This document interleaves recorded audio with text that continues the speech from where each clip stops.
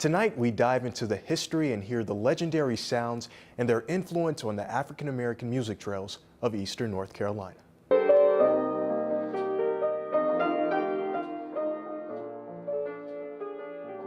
Trying to help people to remember how the music got started.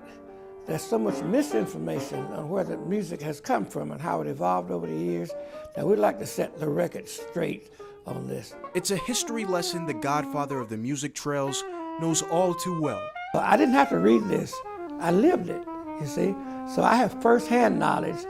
So while I'm alive and I can tell the story, I tell the story. Music's impact in the eastern part of North Carolina is rich. So rich that music legends like Bill Myers wants to share with those that may not know. Well, this is why this trail has become so important to us, that we recognize those pioneers, those persons who played, quote, in the chitlin circuit, and who made the 30 cents, and who had to walk and those kinds of things like that, that they did not get the recognition or the fame that these people like Pat Boone and Elvis got. While fame may be important for others, it's the sacrifices Myers and countless other unsung heroes have made to lay down the foundation for the future. I want people to know the importance of those people who played in those joints before we did, when I couldn't even go into the hotel. Myers began his journey of informing the youth during his time as a school teacher and principal in Wilson. And even at 85, he hasn't stopped sticking to his first love. Music is my life. You know, I'd be really lost without it. I intend to do music as long as I have some breath. My breath is getting shorter, as you hear.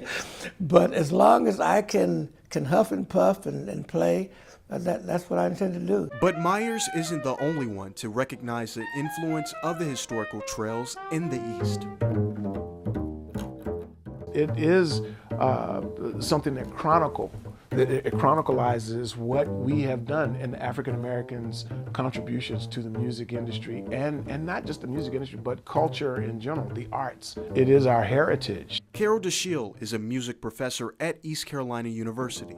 As a professor of music history, DeShiel knows the power that music can have on the next generation based on his experiences. My music meaning the music that I've studied, it's afforded me so many wonderful opportunities to travel the world many times, to interchange musical ideas with so many wonderful musicians, professional musicians, celebrity, but also my wonderful students too. One of those cities that is reaping the benefits is Kinston, the home of the musical park dedicated to remembering the legends of yesterday and today, including recording artist Lisette Cornegay. You can start all over.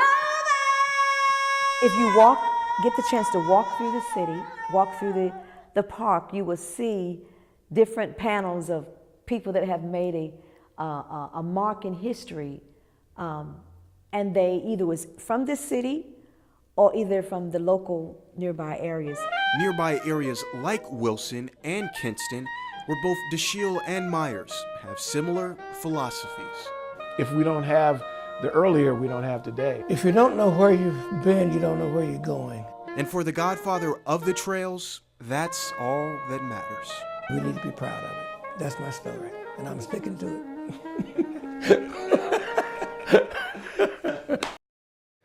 And each summer, different North Carolina bands fill the Kinston Park to bring the sounds from the 60s and 70s while providing a history lesson to the youth. For more information about the African American music trails, head over to WNCT.com. Dominique Moody, 9 on your side.